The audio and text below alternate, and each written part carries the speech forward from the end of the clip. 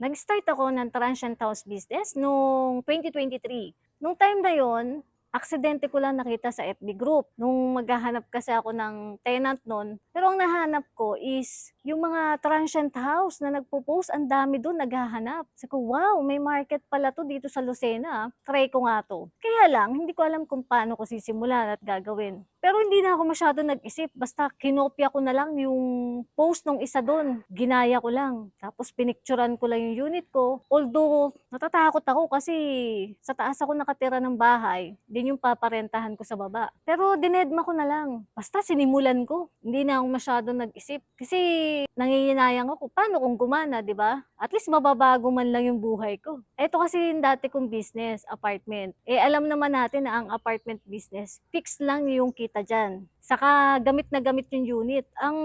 Hindi naman talaga pera yung habol ko. Kaya naisip ko na pasukin yung transient house. Ang habol ko talaga is mag-preserve yung mga property ko. Kumbaga, 15 years from now, maayos pa rin yung mga unit ko. Yun talaga yung goal ko. Kaya pinasok ko yung transient house. Yun yung laman ng utak ko para ma-preserve yung mga unit ko. Then, gumana naman dahil nakabook nga kaagad ako. Tapos yun na, paulit-ulit ganun yung ginawa ko. Post lang ako, tapos nakakabook kaagad ako. Kasi February nun magandang month eh. Kaya lang, dumating din yung month na matumal. Pero kahit na matumal, wala masyado nagbo-book, pinanindigan ko pa rin tong negosyong to. Hindi na kasi usaping pera eh. Usapin kasi na ma-preserve lang yung mga property ko. Yun yung pinaka-goal ko. Kaya hanggang ngayon, ito pa rin yung business ko. 2 taon na to. And masaya naman ako sa ginagawa ko. Nalilibang din ako kasi ang business na to, marami kang gagawin.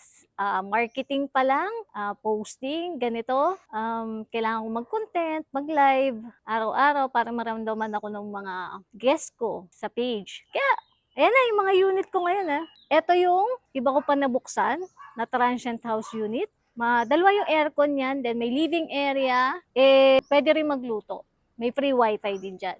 Then ito nga pala yung una kong unit na sinimulan. Di bali, dyan lang sa baba ng unit na yan ako nag-start. Then doon naman sa taas, dyan ako nakatira. Kaya ngayon, may land transient house dahil sa lakas ng loob na ginawa ko. At naniniwala ako na kung may gusto kang simulan na negosyo, gusto mong i-convert yung apartment business mo in transient house, pwede mo nang gawin, i-try mo lang in a small unit, tingnan mo kung papatok ba siya. Para sa lahat ba ang transient house business? For me, hindi. Kasi, first of all, gagana siya basta maganda yung location mo. Gumana kasi sa akin dahil maganda yung location ko.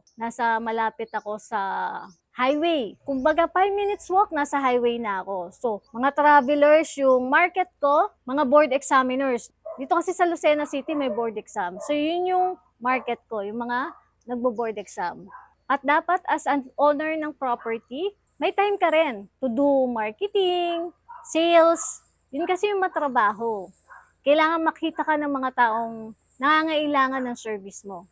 So, yun yung pinaka-tatrabahuin mo. Hindi madali yun kasi kailangan consistent mong gawin. Pero naniniwala kung basta gusto mo yung ginagawa mo, masaya ka, magtatagumpay ka dito. So, try small muna, but dream big. Like ako, nag-start ako dyan, sa baba lang ng bahay ko, and I'm able to open na yung iba pang mga unit ko. Ayan. So, lahat yan is transient house na. At dito lang yan sa Lucena City. So, sobrang lapit ko sa highway. Kaya, patok. Kaya ikaw, try mo. Kung nakikita mo may potential ang business na to, dyan sa area nyo, try it. Why not? Malay mo naman, di ba, gumana?